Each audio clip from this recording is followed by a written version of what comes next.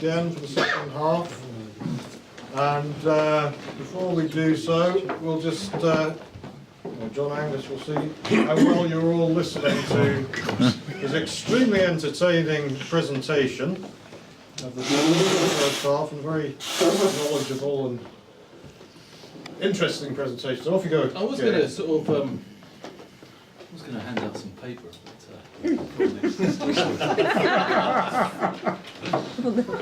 How long have our reading glasses? So anyway, this test, Actually, you can trust the people in this room. so this sort of tests how well you've been listening. Anyway, so I've got 10 questions here, and there were some bonus points. So the first one was, and there are 3 answers to this one. So what is the connection between the 268 marchers, Angus MacKinnon and Donald Smith? Yep, that's one. Both born in the same place. What was it? Angus MacKinnon was named by a bloke called Ramsey, wasn't he? Both born in the same place, South US. Yeah, both were policemen. There's one more. Angus MacKinnon wrote a friend of Angus MacKinnon's a friend of your dad. Yep, And your dad wrote Angus. correct. Yep. So that's all 3. Yes. So I've given all this information in the first one. So you've all been listening. That's 3. Yep. When did John MacDonald, Shani Rochang, Pipe Major John MacDonald, Glasgow Police, succeed Willie Gray as Pipe Major of the Glasgow Police? 1935. Nope. Something. 33, correct.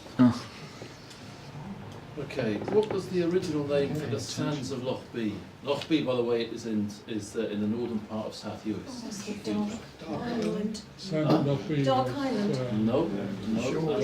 Shores. Andrew's got it, yeah. Yeah, The Glasgow Police March Past. Okay, composed by John. Actually, with the Dark Island, there's a chap called Ian McLaughlin who played at my parents' wedding, who took credit for that. It went on to a big series on television. Yeah, he was playing it. Yeah, and he got all the royalties for it. But it was actually composed by a chap called Lachlan Ban McCormick, wasn't it, from Benbecula, and they're a different name. Everyone knows Anne Mackenzie is married to Ian MacDonald. That's her grandfather. So she's got a great grandfather, I think. That's the line there. So these lines are very important for us in South Uist. Mine is the Smiths of Hamor. We go back quite a few generations. So where was my mother born? No. Elsgate. Ellisgate. Okay, what do Donald Morrison, Angus J. McClellan, Willie Morrison, Roddy MacDonald, so that's Roddy, Willie's son who used to be in London, is now in Australia, and I all have in common? Left-handed. Angus Young. It's not quite right, that. I know Roddy's actually ambidextrous. Okay, but I haven't heard the right answer yet, though. You went to school together. Play the pipes on the right. Correct. Play the pipes on the right shoulder, because just because you play on the right shoulder doesn't mean well. Oh, yeah. Yeah, because it's a very South Uist thing. Because it was so isolated. I'm actually right-handed, but was taught to play the pipes. My father was insistent there'd be a left-handed pipe in every generation of Smiths. And if you look at all the South Uist pipers, Willie Morrison, look at Willie MacDonald from Benbecula, Donald Morrison, Angus J with his connection. Shonny Rochin played on the left shoulder, not on the right, so just in case you.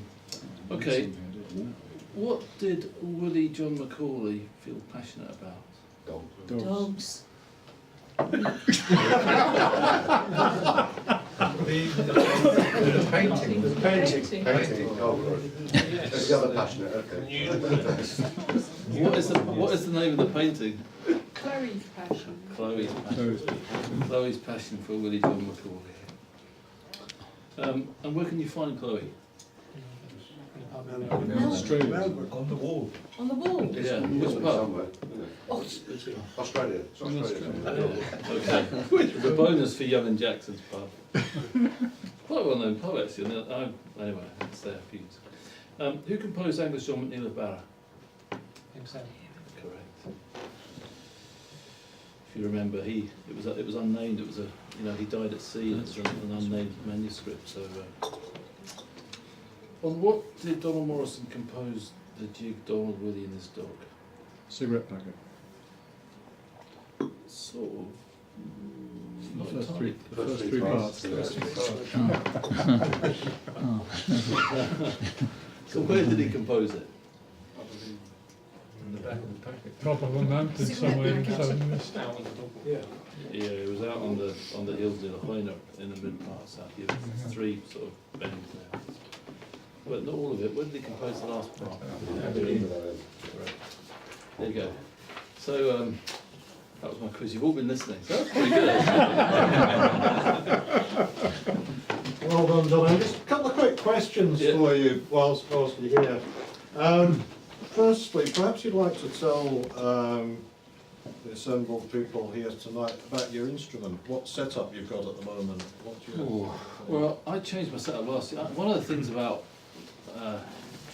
my playing, I always,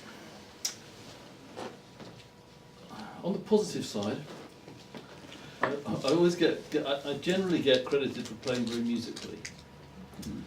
On the negative side, I've been hammered for not playing with a big enough drone set. So with that, I used to play a set of Athertons, a lovely set of Coakswood Athertons, and before that a set of old lorries which I bought from Donald Bay, the New Zealand gold medalist. So I was on the lookout for another set of pipes. I bought that pipe in Glasgow, the pipe that I'm playing tonight, in Glasgow last summer. From a lady, it had been in a loft for years and years and years and years. It was on sale at the College of Pipe. It's a 1927, the hallmark of the silver is 1927 Peter Henderson bagpipe. So, and I've not, a lot of these old bagpipes, a lot of people sort of substitute a more modern sort of bottom section of the bass to give it a sharper sound. I've not done that. I didn't really feel the need to do it. So, and to be fair, it's taken me a wee while to sort of get used to it, and I'm still sort of getting there. But so that's the drones, and that's why I changed, and that's why I changed the drones, because with the Atherton pipe that I had, it was like, you know, some people loved them, some people just, you know, I was just getting hammered too much of the time. And frankly, when you put a lot of time into competing, and if that's your thing, you know, then, you know, you don't want to sort of, if you have a good tune, and we don't always have good tunes, you know, some days you're good, some days you're not so good, and that's just the way it goes. But, you know, the last thing you want to be done is be hammered for your instrument, and so I decided to make a change.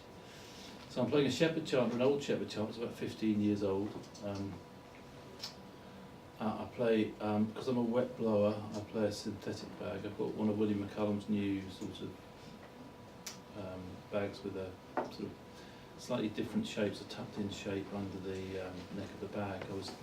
I generally do 1 week's teaching a year overseas at workshops. I've stopped recently because I got too busy, but for a couple of years I was teaching Willie out in Austria, and he was just at the time he was sort of developing these, and it's quite good actually. I think it helps me, because one of the things I find as I've got older, I find that you know, it's harder work on your fingers.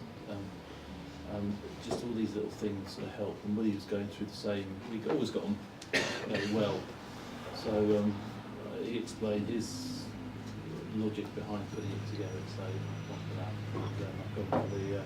Just trying out this new Bannatyne moisture control system. Only stuck it in sort of a week ago, so the only reason so it's these sort of these sort of gel silica thing, or capsules that you can see. Just you can actually see the moisture, sort of the state of the moisture. So it's just more visible as to when the device needs changing. So and reeds, I have no idea what my giant reed is. I either play a sort of a Troy. No, there won't be Troys. Troys are just coming. It'll either be you know, Jack Lee reed, or a who did I get a load from? Yeah, G1. I think it's a Jack Lee reed. I think. I'm massively happy with it, but it did for that now and then. Just easy drones and the new Kinnaird base. So that's the setup at the moment. Good. You've mentioned a lot of the influences that you had from the South US pipers in the family and family friends and this sort of thing. Now, I understand as well, I mean, when I think when you and I used to be adversaries years back, that at that point you were getting tuition from Tony MacDonald. Is that correct? Yeah, well, So you were like- getting some help from Tony? Yeah. Certainly when me and my brothers were in our teens, we were all getting light music tuition from Tony. We used to go around there and sit around the table with a chap called David Service. And actually, Tony used to have us, we were lifting a £56, we used to start off one lifting you know this, a £56 weight out in the back of the garden. We'd go over there and it would be, and Tony was a special forces soldier. He could sort of, you know, he never lost it. And so we used to do that for a bit of exercise and then sit around the table. You know, he was very good at teaching technique and at teaching music. We never got our sound from him, and we never got people from him. But light music and attitude, absolutely. You know, that bloke was we were at his funeral and it was just fantastic. Really, as you were really, it was just he was a fantastic teacher. You know, I mean, I owe the quality of my technique to Tony. Later on, I think you got some light music from Willie Morrison. Still going to Willie, yeah, when I can make it up to Scotland, yeah. And Peterborough from Ronnie as well. Well, I started Peterborough with a chap called Colin Beaton, who was taught by Bob Nichol in South US. And then, I don't know if you remember Alec MacDonald, old Alec, who was the Queen's Piper who lived out in Windsor. Me and my brothers went out to Alec for a few years. And then the story about going to Royal Morrison was an interesting one because it was back in 1990, and I've just been downgraded by the CPA. I laterally became president of, but that year I was downgraded to C, and I was really not happy. So I bought this Donald McPherson tape. I don't know if any of you have got it, but these 5 pipers playing on a boat. Oh yes. And I literally played. I went in for the B&C grade competition at Scottish Pipers, and I literally had Donald McPherson's version of Lady Macdonald's and Lent. I'd listened to nothing for about a month, and I went up there and I won the B&C grades. And I thought, okay, well I've got some ability. So I went down and spoke to my dad, and we'd sort of seen sort of Ronald knocking around. And my dad knew, you know, the South US connection is important to me just in terms of the lineage. I know where Ronald got his Peabrook from. The problem with Ronnie was that he's just one of life's more controversial characters, to put it mildly. And so I spoke to my old man, and he said, well, you know, the MacDonald, and this is how well people knew each other up there. He said, oh well, the Morrisons of Gearnish, they were wild. And, you know, that was absolutely true about Ronnie. Ronnie had fantastic knowledge. He was a great teacher. He was a good player in his day, and a musical player, but he wasn't a great player. He was taught, he was in the class in the 20s and 30s. John MacDonald in the Nest used to come over to South US, and he was in the class of people that went to John MacDonald. So that's where he got a lot of his tuition. And then in Glasgow, of course, he was in the hub, and he got on well with people like Lord Reed, all these sort of people. I used to go to his flat, and used to, what I used to do is I used to get the bus up overnight on Friday, walk out to Party, go for my hour or two there, get some soup from Mrs. Morrison, go down to the park bar afterwards and have a beer, and then get on the bus that night and come home. That's how I got my stuff. And so, you know, I was motivated, you had to be motivated. And Ronnie, if you weren't playing well, Ronnie would get up and he'd his fist in my face, you know, go, come on now, Smith, I'll laugh at that. Very inspiring character, very, very inspiring character. And then he died back in '94, and it's funny because, you know, 3 months before his death, it was clear he wasn't well, so we were talking about who I would go to next, and it was his Robert Wallace was his recommendation. Now, Robert's a fiery, interesting character, as probably most of you know. He's not exactly a diplomat, but, you know,